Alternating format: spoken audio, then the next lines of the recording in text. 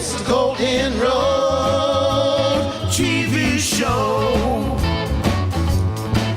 It's the Golden Road TV show. Well, bridge of the past with today for a better tomorrow. Golden Road explores the intersection of arts, environment, culture, health, peace, justice, science, and technology, paving the road for positive social change. It's the Golden Road TV show. It's the Golden Road TV show.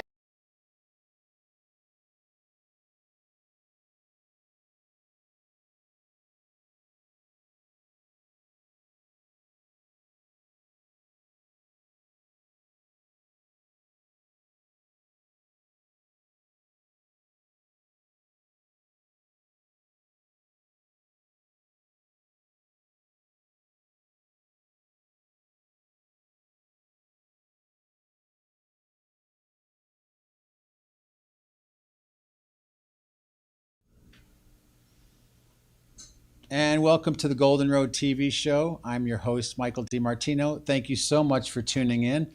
And as you know, the Golden Road has now been on the air on YouTube and on cable access stations throughout the Sacramento River bioregion. I'm your host, Michael, and thanks for joining in. As you know, the show every week is about health, arts and culture, peace and justice, and community preparedness.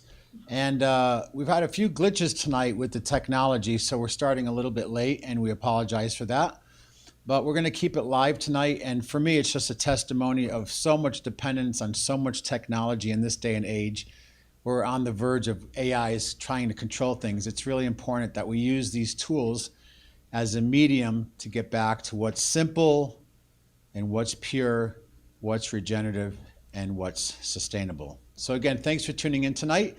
And I want to introduce my first guest on the show, Elizabeth Harold from the Watershed Wisdom Council. So welcome. Thank you, Michael. I'm very happy to be here.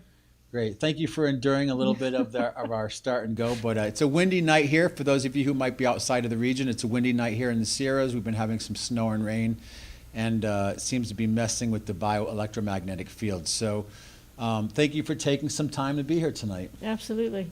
Yeah. And I know you're a person who does many things and wear many hats. I know you're spearheading the Watershed Wisdom Councils. I also know you're heavily involved in some of the work about bringing awareness to what's happening in the Amazon. And but why don't we talk a little bit personally of why did you get interested in this level of education and activism, I could say? It actually started in 8th grade with the Vietnam War. I became an activist at that time and got into trouble for messing with my school. Uh-oh. And I just realized, my mom was called her the guardian at the gate. She was a water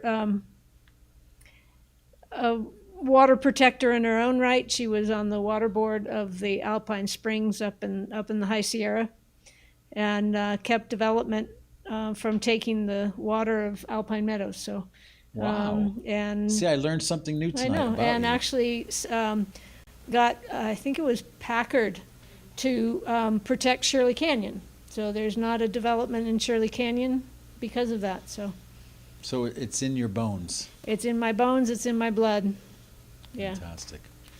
So we met probably just about over a year ago, and we were connected by a mutual friend, and that was really about work that I was involved in with Water Protector Tour, and kind of how that connected with work you were doing around the Watershed Wisdom Councils. So can you tell us a little bit of this concept of what a Watershed Wisdom Council is and how that potentially or is functioning? At the very heart of it, it's putting water first in everything, and recognizing that water is not a resource. Water is source. And we've forgotten that. And we have a pretty significant dysfunction within our human species, which I call the delusion of separation. And polarization in this day and and age. polarization and conflict and all sorts of things that arise out of the idea that somehow we're separate from the rest of life, and we're not. And you know, and so I took a spiritual road very early and kept wanting to find the deepest truth. And for me, the deepest truth that I've come to is water. And water being our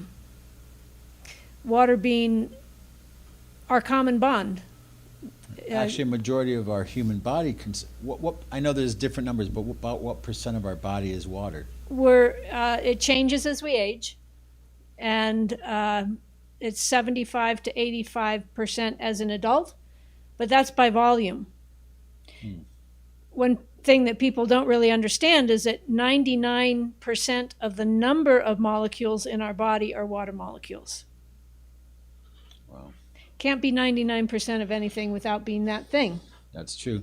So just to rewind a little bit about what you were saying, I think it's really interesting because actually this week, in the last week and a half, water actually became a commodity now listed on the New York Stock Exchange, very much like things like gold and oil and other resources, which is interesting because I was listening to a report about that it actually starts to attract the interest of a lot of corporations, investors, and hedge funds where they actually want to control, to monetize to the maximum potentiality water, which of course already there's a resource issue of water in the world and availability of water, and I'm sure more people are going to suffer. So can you talk a little bit about why water isn't a commodity or resource and more about how you perceive the nature of water?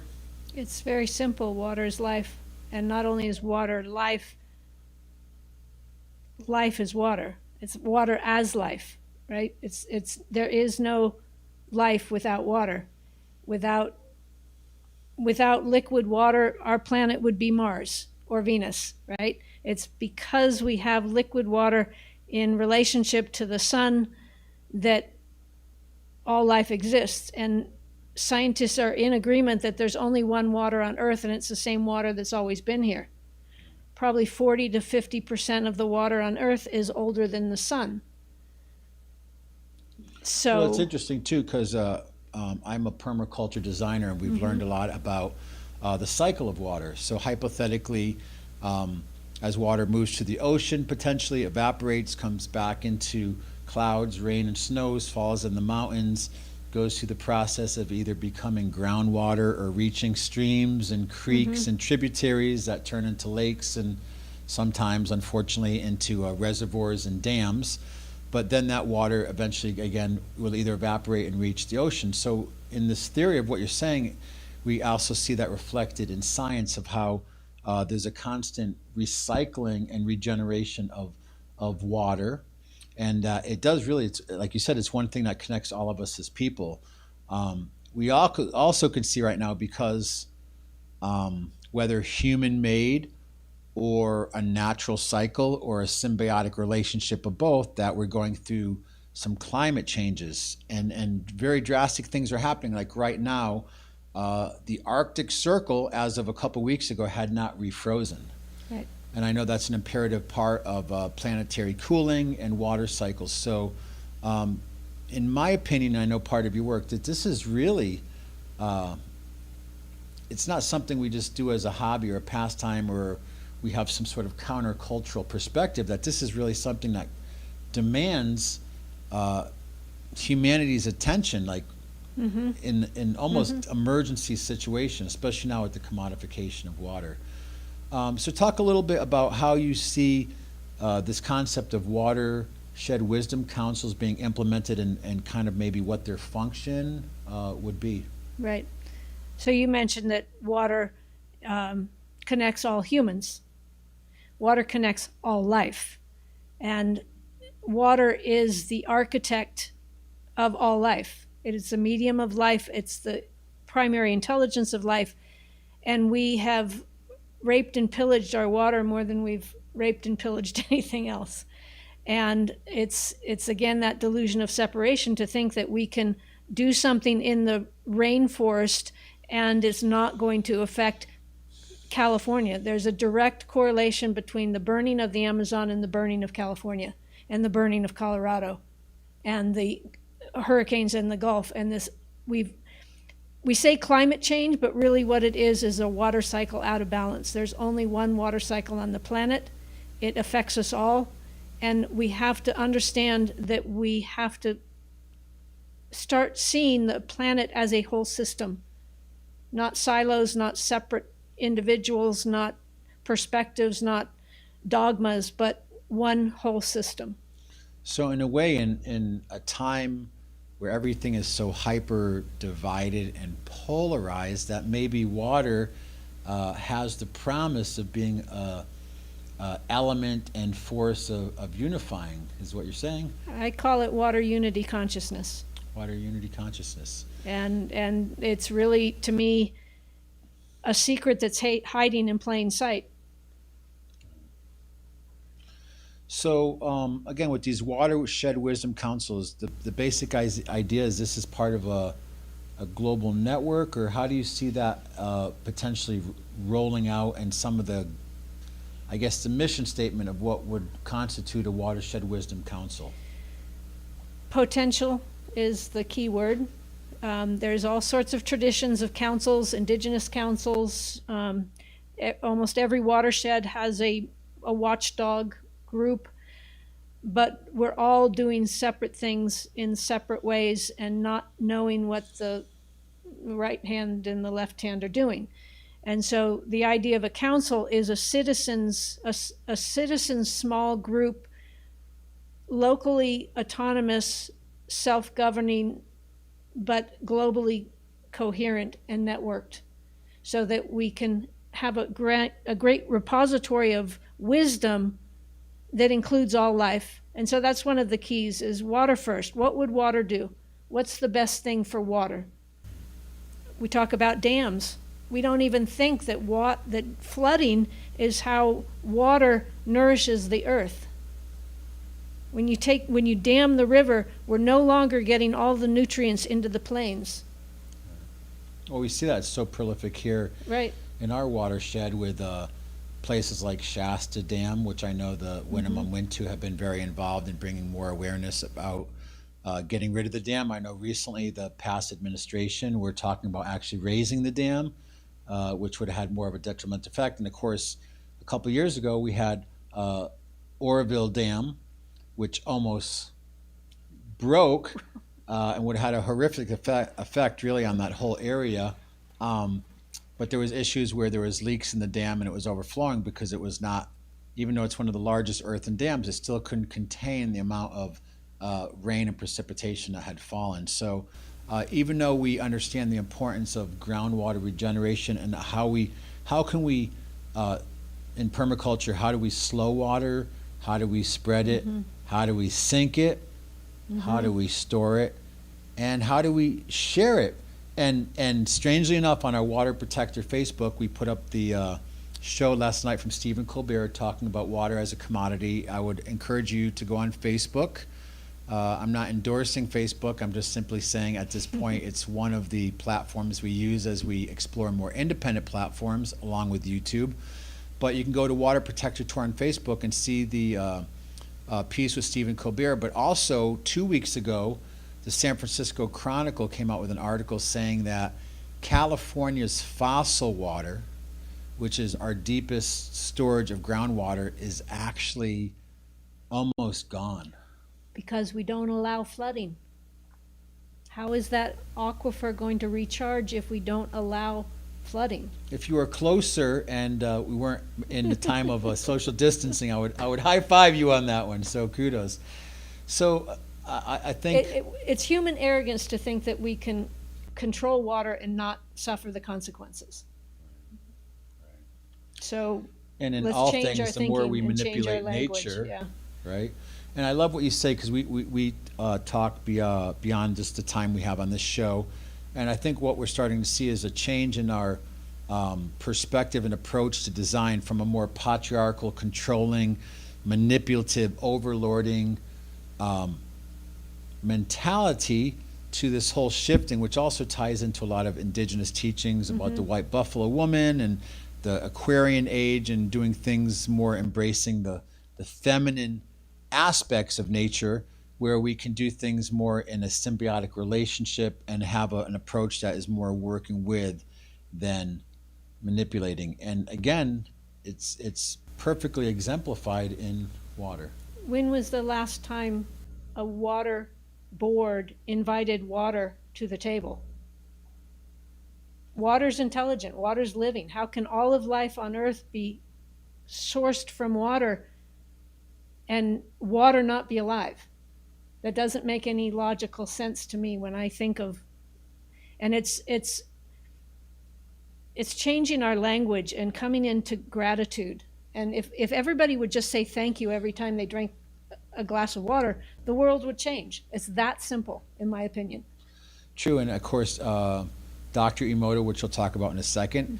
If you're just tuning in, you're watching the Golden Road Show. I'm your host, Michael DiMartino, and we're having a very compelling discussion about water with Elizabeth Harold, who is heading up this World Watershed Wisdom Councils, and a great idea about getting people to take responsibility for their water in their bioregion, but also, again, creating connectivity. So we have a few more minutes, and part of what inspired this discussion tonight is we're building up towards a World Water Day broadcast on March 22nd. And Elizabeth has been very instrumental. We've been communicating with already people around the world to do something as a celebration of water, as dedicated to educating people about water, and also an activation to call more people to the table to get them involved in solutions to help and initiate positive change, because a lot of people just don't know what's happening. For instance, I choose not to use plastics. I have a little bamboo utensil can.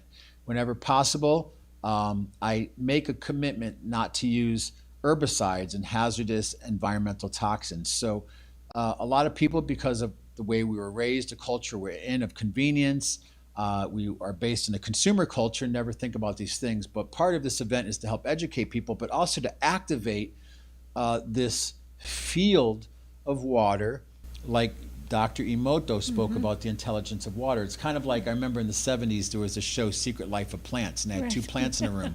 And one guy came in and said, oh, look at the beautiful plant, and gave it really compassionate energy, and the plant's growth and energy and biomagnetic field was enhanced. Meanwhile, someone else came in and said, look at the stupid plant, and I hate plants, and ripped the plant apart, and basically the plant had an intelligence that responded to that. So Dr. Emoto has spoken very much about how water has this same kind of consciousness. And like what you said, when we express gratitude, we actually can kind of program water, or at least put our intention into it and start to understand on a deeper level. We form a relationship. And relationship is the currency of every living system. And when you think about it, currency is current. Water is current. And it's to me, it's so simple. I don't understand why we complicate things to such a degree. And really, it's us getting in touch with the water inside of our own bodies. Our DNA is wrapped in a sheath of water, right? We're water. So let's treat water as if it is sacred. Are you implying we live in a culture lacking common sense? No. Okay. All right. I just wanted to make sure. Again, we're not here to express political opinions, but to have educational, lively discourse. But nonetheless, I think a lot of what we spoke about polarization and the division that's happening in the world is pretty significant. So let's do this. If we're going to take a little bit of a break, because I know we live in a TikTok world of very quick media snippets, and it's hard sometimes to sit down and focus on things for a long period of time. So let's do a little musical segue. We're going to come back with a few more minutes with Elizabeth Harold, and then we're going to do our piece of the show called Gift of Health, and we're going to get a little bit of discourse with Douglas D. Becker, and I think that'll almost bring us to the end of the show tonight. So again, I want to thank you for joining in. I also want to thank Tara for helping to do the technical side, Davin, our Jedi luminary here, for helping just be present and with sound, and Steve Nathan, who's joining us tonight to kind of help uplift and to continue to raise the standard of the show. So we're really excited, and we got World Water Day coming up March 22nd. But anyways, let's take a little musical break, and we'll be back in just a few more minutes to wrap up with Elizabeth Harold and some discussion with Gift of Health with Douglas D. Becker.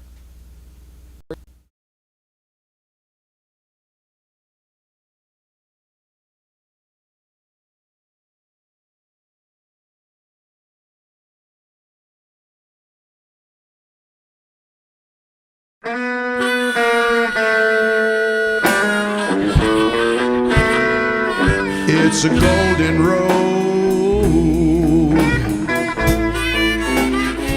TV show.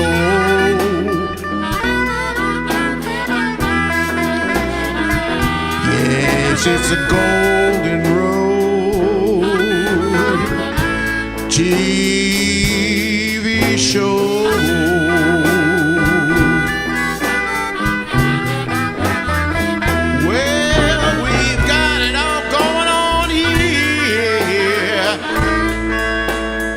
It's a Golden Road TV show.com.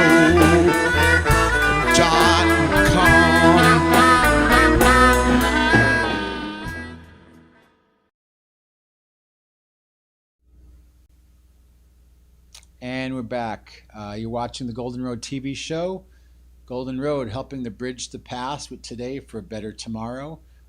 We, over the last year and a half, have had a huge focus on community resilience. And that basically is talking about the role of arts and culture in enhancing the quality of our communities, about health and wellness to increase the health of the individuals in our community. Our Peace and Justice segment, which talks about our sovereignty, our rights, and our not only our independence, but our interdependence as human beings in a hopefully symbiotic relationship with the natural world. And also, we have various presenters on the show. Sometimes we'll have people talking about various aspects of science and technology. But again, thanks for watching the show. This is our fourth show since we restarted after a 14-month hiatus after 4 years of doing 100 two-hour shows. And we're still smiling. So thanks for joining in. But we're really excited because we have a whole new look that we're working with. We're launching an independent media platform. We're going to keep the show moving with lots of different guests. We're going to have some in-studio performers. Last week we had Artemis Arthurs and Vince. So we also have some great content creators with little trailers and films. So we're really looking to ramping up production here. So please, again, share it, like it on YouTube, and then when the show broadcasts, you'll get a courtesy notification. So again, we have a few more minutes left for this part of the show. Called Being Green. We're kind of focused on environment and ecology. And again, I want to welcome to the show. If we could have a nice round of applause for my guest, Elizabeth Harold. Thank you. Thank you very much. So I think to in the minute or two we have left, can you talk about some of the different projects or names and brands that you have, and maybe we can give people a website so that they're interested in more information? Because again, this is such a again, another water analogy. It's such a deep subject that I think it warrants more time and investigation by people. But yeah, a little bit about your different projects. Yeah, I rotate in a lot of circles, but my main, I call it my home council, is Loving Waters, and that's lovingwaters.life. And our main mission is reminding humanity of our sacred relationship with water. And there's a lot of ways that can be expressed. And then the Watershed Wisdom Councils, right now I'm just calling it a concept because it's still in development. I'm working with a couple different OD professionals to get the universal framework, because the whole idea of these councils is that they're locally unique, locally autonomous, and really drawing forth the wisdom of that particular watershed. And so that is kind of grouped right now under what I call the Water Awake Network. And so it's forming, it's building, and we're ready to have one here in the Sacramento River Basin, I believe. Because there's a lot of issues that we have to address here. And it's a community where there's a lot of earth guardians, earth angels, people really understanding what it means to live in it and create a regenerative community and culture. So. Right. And of course, we're collaborating on World Water Day. So I think that'll about do it. And again, this is always a lively conversation, both inspiring and educational with you. So thank you for taking time to come Absolutely. out on a stormy night here in the Sierra foothills. And again, if you're tuning in, we're just wrapping up this part of the show with Elizabeth Harold. And coming up in just a minute, we're going to have our Gift of Health show. And this is a gentleman who's kind of been going back and forth with different other guests. We have Horacio Roa on the show sometimes, but tonight we're going to have the benefit of having someone in the show talking about indigenous medicines ranging from Chinese and Ayurvedic and Tibetan, and we'll see what we can kind of bring to the surface of discovery tonight. And hopefully by the end of his segment, we can offer you a couple health tips that you can implement in your own life. So again, let's go back to Michael Shapiro with another one of his musical bumpers, and we'll be back in just 60 seconds with Douglas D. Becker and Gift of Health.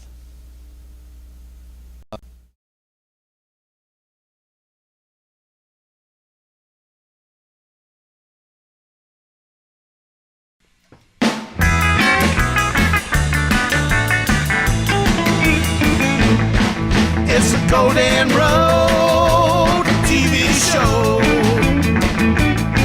It's a Golden Road TV show. Well, listen once, listen twice. Oh, won't you please take my advice? It's the Golden Road TV Show.com.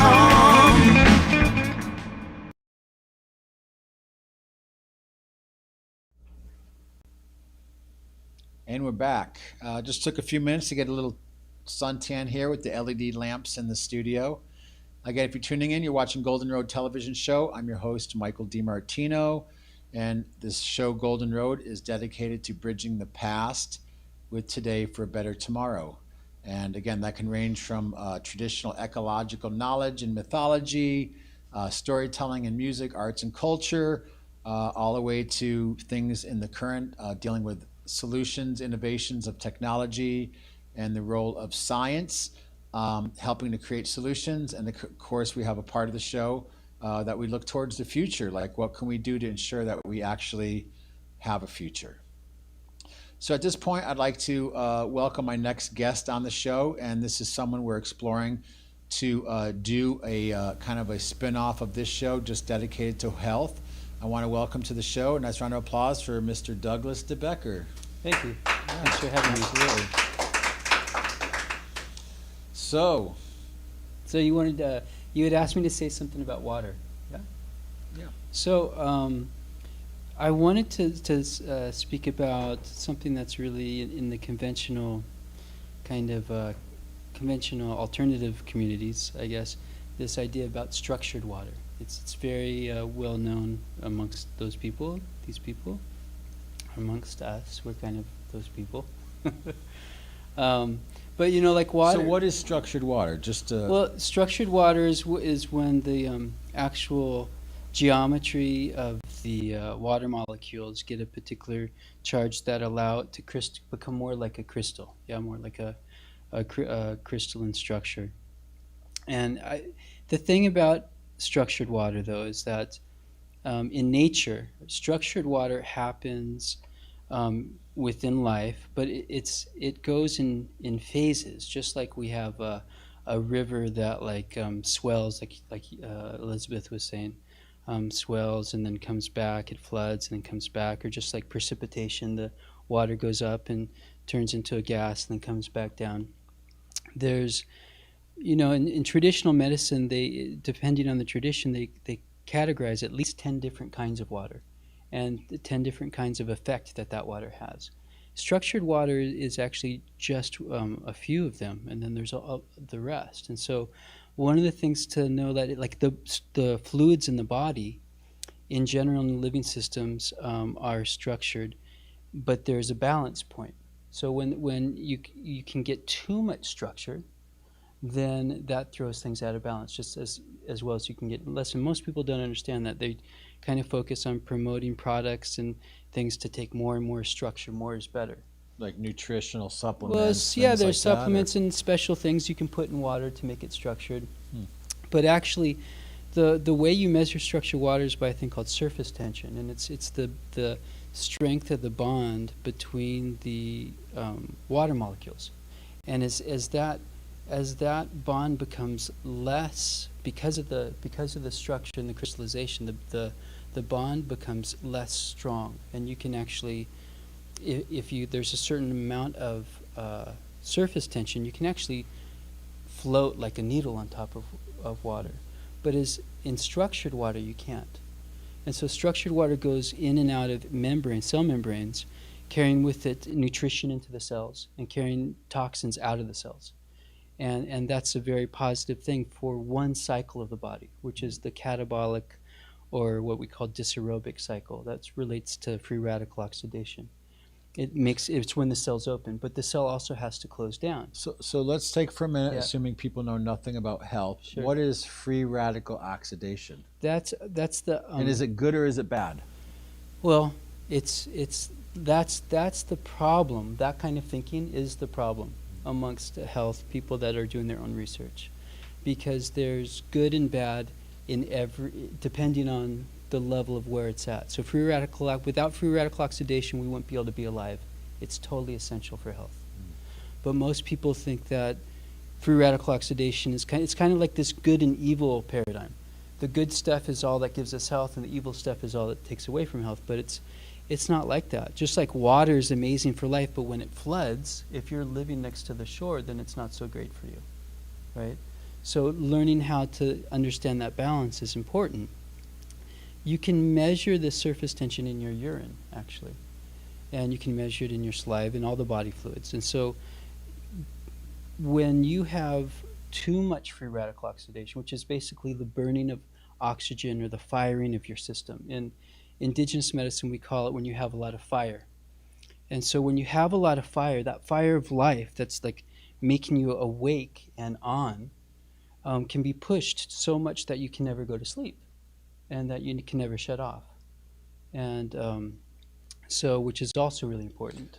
So these concepts, because I thought very interesting, there's this whole new branding of people I was reading about last week that are called conspiritualists. And the concept is, if you are a spiritually prone, leaning person, but you happen to think anything outside of what the corporate program and norm is of what's basically broadcasted on most major media stations, that you're a conspiracy theorist. But now there's a whole demographic called conspiritualists. So I want to just rewind a little bit, and can you talk briefly about actually your background and how do you know this, or is this something you just read on the internet? No. I studied. So I used to practice kind of naturopathic medicine, where you take the different fluids of the body, you measure it for about 8 different electromagnetic kind of properties, and you mix that with physiological measurements like blood pressure, breath rate, breath hold time, and all that. And so one of the things you can see in certain conditions is a person has a surface tension that's gone really, really down. And so when I was learning this, I had already had a background in Ayurveda, and because of some of the stuff, Ayurveda is a system of Ayurveda is a system of from medicine India, from very India. ancient. Yeah, very ancient. Yeah, So I got more interested in traditional indigenous medicine after learning some of this stuff because it made sense. Because, so basically, to cap on the thing about water, is that if you have a lot of fire, you tend to have issues start to arise, like in your liver and gallbladder. Okay, and so adding more structured water to kind of like help your hot condition isn't going to help. Doesn't matter how much structured water you take, some conditions are only going to get worse. And that's something that's really important for the alternative community to understand. Yeah, living water, they call it living water. So there's that livingness of the water only helps up to a certain point, and then it actually creates problem. Traditionally, one of the simplest things to help the gallbladder and the liver is to boil water, and then you let it cool down and you drink it. And what you're doing when you're boiling water is actually you're decreasing the structure. And so when you drink that water, it's not that it's dead, but it's not structured anymore in the way that it's going to hurt the liver and gallbladder. And actually what it does is it helps the bile to flow. And it actually takes the stress off the liver and the gallbladder. So, Which is very interesting because I did take some background classes in Tibetan and Chinese medicine, and they found one of the health tools for longevity is that people typically in Asia drink a lot of tea. And maybe this is relative to what you're saying, but the idea of keeping the body not only hydrated, but also stimulating digestion with warm liquids. I think what's interesting here in the West, we're so addicted to ice. Like we get a drink and we want a packet full of ice, but we've actually found out, even though it's refreshing, that actually has detrimental attributes to our digestion and such. in general, yeah. I mean, it's all, if a person's really hot, cooler water is going to be better for them. But definitely, and definitely not everyone should drink like hot water. But if you do boil water and you let that hot water cool down after it's been boiled, it actually really benefits your hot condition. So, yeah, in general, in the morning when it's cold, warm water is really, really, really, really beneficial for a long life. They call it, they consider it the first medicine. And part of that's because the kind of in the mythology, they Water's the first medicine. yeah. Okay. They kind of feel that what happened was as it started to get cold and they started to watch animals and the different plants they ate, and they started to try to eat different things raw. Some stuff would be very hard to digest.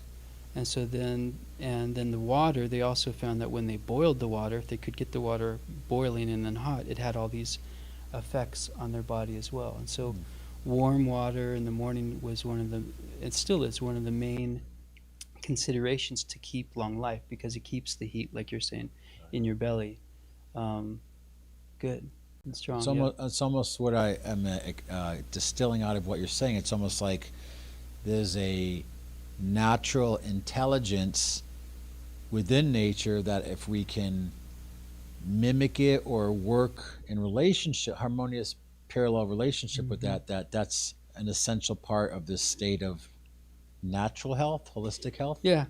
I mean, yeah, you need both hot and cold. Yeah, so just like you need the river to flood, like she was saying, and for it to come back. Right. Yeah, so. Great. Well, I really appreciate your time here tonight, and I know we could go on and on, but again, we have a certain framework of time that we're working with right now. And again, I want to thank all the people helping with the show tonight. We did have a few guests that we're going to broadcast in. We've been having a few issues with the technology and the storms. It's a pretty windy, cold, raining, snow-mixed night here in the high Sierras. So on that, I think I want to get out in it a little bit, get hot, get cold, feel some rain and snow on my face for a while, and try to balance being out in nature with being here in the studio. So again, this whole idea of equilibrium. So being that it's winter, because I know in aspects of Asian medicine they have certain there's things like seasonal or Zen microbiotics, eating what's in season, what fruits harvest in the spring, what we eat during the summer, also the fall, winter, going more towards root-based types of foods. On that premise of like seasonal medicine, is there some little health tip you could leave us with tonight? A Yeah, little yeah, pearl so of what- wisdom. So one of the best things you can do right now is drink cardamom tea. Cardamom's an easy spice to find. It helps to warm the kidneys, which is being taxed a little bit right now because of the water element being high. And as we move into spring, actually, as we change into any season, black cardamom, which is a big black pod, not like a small green pod, is extremely helpful as well. Because as we shift from season to season, it affects our spleen and our stomach, and black cardamom is extremely helpful for the spleen. So yeah, right now, green cardamom, the small green pod, tea out of that is really, really, really helpful. Great. Well, thank you for that. Yeah. If people would like more information, I also know you do consultations. Hopefully, we'll have you at our actual next event, which will be happening on Sunday, February 7th from 1 to 5 p.m. We do a monthly Sunday holistic health, spirit, mind, body wellness clinic here at the Hub on New Mohawk. We usually have anywhere from 8 to a dozen practitioners. But it gives people an opportunity to not only learn from people, but actually experience some alternative therapies outside of our typical Western model of dealing with symptoms, but looking more at the root of illness, which, as we know, is typically an imbalance between our emotional body, our physical body, our mental body, and of course our spiritual body. So we'll be doing that on Sunday, February 7th from 1 to 5 p.m. You can check that out on not only our Facebook page for Golden Road Productions, but it will also have a little information up on our YouTube channel as we get closer to the event. But we're going to have some amazing practitioners. But we're hoping that you're going to be there. And how would people get in touch with you if they're interested in more information? I have a website. It's indigenousmedicine.net. So indigenousmedicine.net. Very All simple. right, social distance high five. Namaste. Now we must go. So All right. thanks for tuning in tonight. And I really appreciate all the technical support helping to wade through the chaos of the modern world. Again, thank you very much, Tara, for helping with switching and the technical side. I want to also do a shout out for Jim Heck, who we appreciate his advisorship. Also for Davin Infinity here, just kind of helping to hold the space and helping out with the sound. He's also a great content creator, and we're going to talk about his global travels when he's available to come in, and just amazing stories he always has to share in his days traveling around the world. And also for Steve Nathan here helping to really orchestrate tonight, which he'll be serving many different functions, but we're really happy to have him here, part of the workflow for the Resilience Hub and our media center. And I also want to thank Elizabeth Harold for coming on the show. And I want to thank other folks that are here, our live audience. And I want to thank KT for her love and beauty and support and for dealing with me. So that'll about do it for tonight. Thanks for watching. We're going to take you out with another one of our theme songs, followed by, actually, we just put together our new trailer to acknowledge the people that are helping support the show and all the people that are helping to make the show happen. And again, a big shout out to Patrick and the Kombuchery for the great kombuchas that we're still enjoying here, for helping to support the show, and also for the great meal that was prepared tonight before the show, nourishing the body and then coming in and nourishing our mind and our spirit. And it's made it really hard to actually begin my fast, but I'm slowly making my way towards this inevitable winter cleanse. So thank you for tuning in. Everyone stay safe, be kind to each other, and we'll see you next Tuesday, same time, same place, here on YouTube, on the Golden Road TV, and sometimes a radio show. Thank you.